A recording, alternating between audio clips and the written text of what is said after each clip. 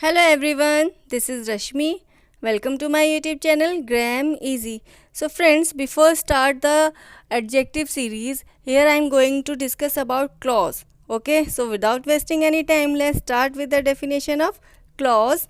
A group of words that includes a subject and a verb forming a sentence or a part of a sentence is called a clause. It has a complete meaning by itself. देखिए, clause क्या होता है actually में कुछ words होते हैं, ठीक है। वो उन वर्ड्स का जो ग्रुप होता है ना, उसी को हम क्लॉज बोलते हैं, ठीक है। और क्लॉज में हमेशा सब्जेक्ट और वर्ब होता है, ओके। सब्जेक्ट और वर्ब होते हैं, वो ही एक क्लॉज को क्रिएट करते हैं और उस एक सेंटेंस को बनाते हैं, ठीक है। अब आगे देखिए, it has a complete meaning by itself. जो क्लॉजेज होते हैं ना, उनके अंदर अपनी एक कंप्लीट मीनिंग होती है, ठीक है। देखिए, जैसे यहाँ पे एक एग्जांपल दिया हुआ है, ही प्लेज क्रिकेट डेली। तो इस वर्ड में ये एक क्लॉज है, ठीक है। तो इस क्लॉज में सब्जेक्ट भी है और वर्ब भी है, ठीक है। ही यहाँ पे हमारा सब्जेक्ट है एंड प्लेज यहाँ पे वर्ब है, ठीक है। और ये वर्ड्स क्या कर रहे हैं, एक क्लॉज बना रहे हैं, क्लॉज को क्रिएट कर रहे हैं, ओके। अब देखिए, ही प्लेज क्रिकेट डेली। तो इस क्लॉज का अपना एक मीनिंग भी है ना। तो इस क्लॉज में हम यही समझाने की कोशिश कर रहे हैं कि कुछ वर्ड्स होते हैं जो एक क्लॉज को फॉर्म करते हैं, ओके। कुछ वर्ड्स के ग्रुप होते हैं जिनको हम क्लॉज बोलते हैं, ओके। और उन क्लॉज में सब्जेक्ट और वर्ब होना ज़रूरी होता है, ओके। आई होप आपको ये बहुत अच्छे से समझ में आ गया होगा। देखिए, आगे हम पढ़ेंगे क्लॉजेस के पार्ट्स, ओके। क्लॉजेस के कितने पार्ट्स होते हैं, let's see. Independent clause and dependent clause, okay. Clause के दो पार्ट्स होते हैं। क्लॉज दो पार्ट्स में डिवाइडेड होता है। First is independent clause and second dependent clause. So friends, let's find out what independent clause is. An independent clause is actually a complete sentence by itself. It doesn't need any other clause for its existence. देखिए, क्या होता है, independent clause जो होते हैं ना, वो अपने आप में ही एक कंप्लीट सेंटेंस होते हैं, ठीक है। उनकी अपनी ही फुल मीनिंग होती है। उन्हें अपनी एग्जिस्टेंस के लिए ना किसी दूसरे क्लॉज की ज़रूरत नहीं होती। वो किसी दूसरे क्लॉज पर डिपेंडेंट नहीं होते, ठीक है। जैसे किसी भी सेंटेंस को पूरा करने के लिए या उसकी मीनिंग देने के लिए हमें कई सारे वर्ड्स डालने पड़ते हैं, ठीक है। बट क्लॉज में होता है कि क्लॉज अपने आप में ही कंप्लीट सेंटेंस होता है, ठीक है। ये किसी वर्ड पे या किसी और चीज़ पे, किसी अदर क्लॉज पे डिपेंडेंट नहीं होता। देखिए, यहाँ पे एक एग्जाम्पल है, यू में गो, ओके। तो यू है, क्या है इसमें, यू है हमारा subject and go is verb, okay. तो ये जो पूरा क्लॉज है ना, ये अपने आप में कंप्लीट है, ओके। इसकी मीनिंग भी है ना।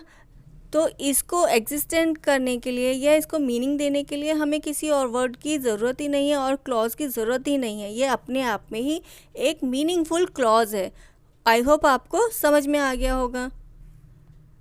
तो चलिए फ्रेंड्स, आप लोगों को इंडिपेंडेंट क्लॉज समझ में आ गया होगा। अब हम पढ़ते हैं next dependent clause. Dependent clause क्या होते हैं, it has a subject and a verb but doesn't have a complete thought by itself and is dependent on independent और main clause for a complete thought. Friends, हमने independent clause में पढ़ा था कि independence clause जो होते हैं ना, उनकी अपनी कंप्लीट एक मीनिंग होती है। वो अपने आप में कंप्लीट सेंटेंस होते हैं।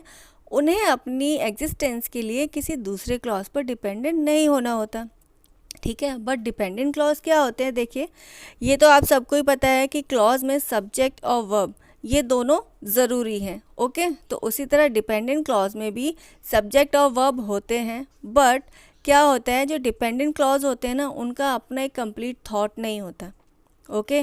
तो इसको थॉटफुल बनाने के लिए हमें इंडिपेंडेंट क्लॉज को या किसी अदर मेन क्लॉज को इसमें ऐड करना पड़ता है, ठीक है। जितने भी डिपेंडेंट क्लॉज होते हैं ना, ये इंडिपेंडेंट क्लॉज पर डिपेंडेंट होते हैं। इसको हम एग्जाम्पल के ज़रिए समझते हैं। देखिए यहाँ पे एक एग्जाम्पल दिया है, वॉट एवर यू वॉन्ट, ठीक है, वॉट एवर यू वॉन्ट।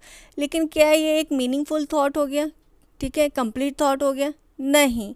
अब इसको हम कैसे करेंगे? देखिए यहाँ नीचे मैंने सेकंड एग्जाम्पल लिखा हुआ है, you can eat what ever you want. Okay, so you can eat हो जाएगा हमारा इंडिपेंडेंट क्लॉज, और देखिए इसमें यू है हमारा सब्जेक्ट और ईट है वर्ब, ठीक है।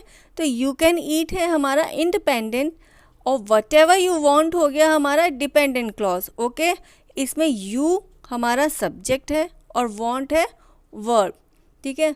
बट जब डिपेंडेंट क्लॉज में हम इंडिपेंडेंट क्लॉज को ऐड करेंगे तब वो एक पूरी कंप्लीट मीनिंग होगी, वो पूरा एक कंप्लीट थॉट होगा। ओके, आई होप आपको ये चीज़ समझ में आ गई होगी कि डिपेंडेंट क्लॉज क्या होते हैं, है ना।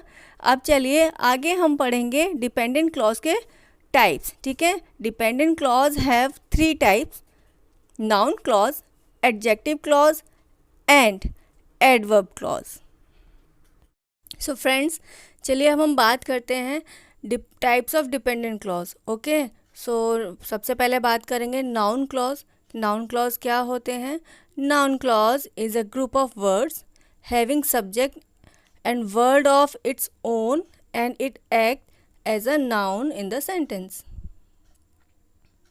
देखिए जो नाउन क्लॉज होते हैं ना, वो कई सारे वर्ड्स के एक ग्रुप को मिलकर बनते हैं। ओके, जिनमें सब्जेक्ट्स भी होते हैं और वर्ब भी होते हैं। ओके, और देखिए क्या होता है, ये जितने भी वर्ड्स होते हैं ना, वो एक नाउन की तरह काम करते हैं। ओके, ये जो क्लॉजेस होते हैं ये नाउन की तरह काम करते हैं, इसलिए इनको हम नाउन क्लॉज कहते हैं।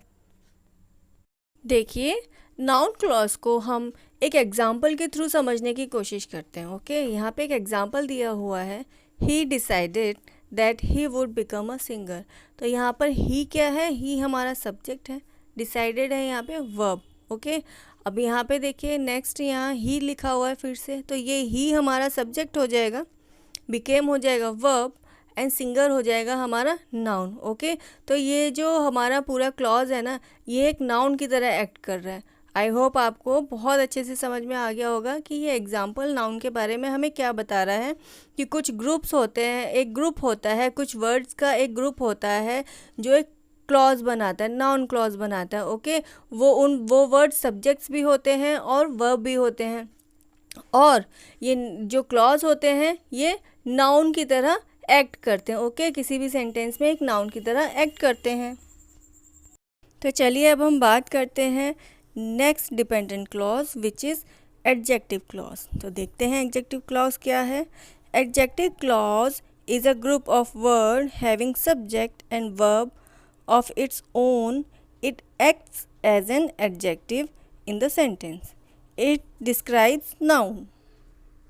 देखिए जो एडजेक्टिव क्लॉज होते हैं ना, वो भी कुछ वर्ड्स से मिलकर बने होते हैं, ठीक है। कुछ वर्ड्स का ग्रुप होते हैं, ठीक है, having subject and verb. Okay, उन क्लॉज में सब्जेक्ट और वर्ब होते हैं और वो जो भी क्लॉज या वर्ड्स होते हैं ना, वो एक एडजेक्टिव की तरह काम करते हैं, ठीक है। एक सेंटेंस में एक एडजेक्टिव की तरह काम करते हैं, और वो क्या करते हैं?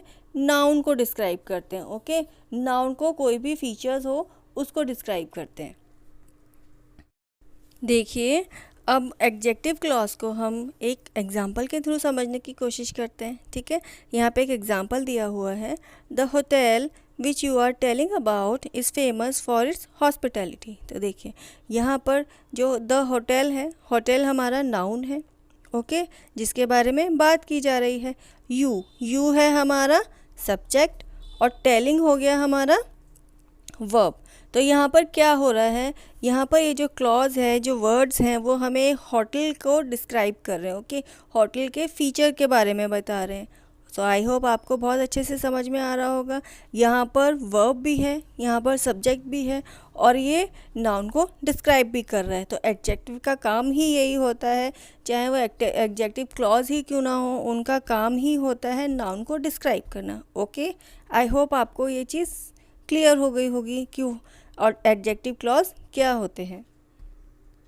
चलिए फ्रेंड्स, अब हम चलते हैं हमारे लास्ट थर्ड क्लॉज की तरफ, third dependent clause which is adverb clause.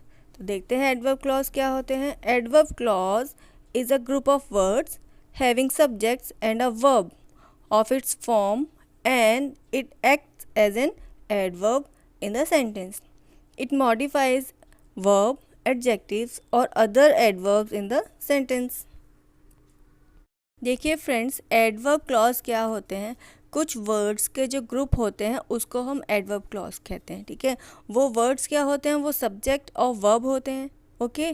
तो वही ग्रुप वर्ड्स जो हैं वो एक ग्रुप बनाते हैं जिन्हें हम एडवर्ब क्लॉज कहते हैं, ओके।